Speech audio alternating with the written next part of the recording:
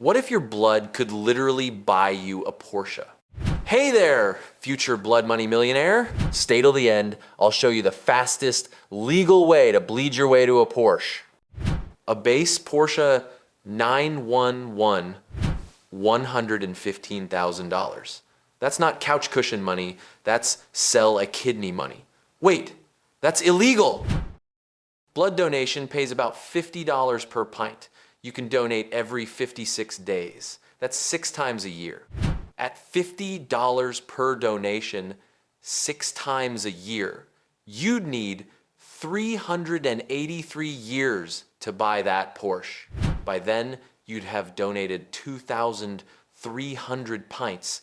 The average human has 10 pints. You'd be Dracula's best friend.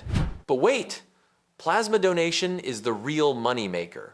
$60 per session, twice a week. That's $6,240 a year. Leave a comment if you've ever donated. What's the weirdest thing you'd sell for a Porsche? Plot twist, you need 48 hours between plasma donations. Your body isn't a 24/7 cash machine. Donate too much? Iron deficiency, fatigue, even fainting. Your Porsche dream becomes a hospital nightmare. Smart move. Alternate blood and plasma. Maximize earnings, minimize health risks. More than $8,000 yearly. True story. College students make $500 per month donating plasma. One guy funded his entire MBA this way. Now he drives a Porsche, bought with his salary. Hit that like if you're O positive about this idea.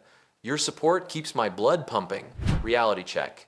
At maximum plasma donation, $6,240 a year, you need 18.4 years for a base 911. Your plasma ages faster than the car depreciates. After 18 years and 1,920 donations, you'll be too old to enjoy those 0 to 60 launches.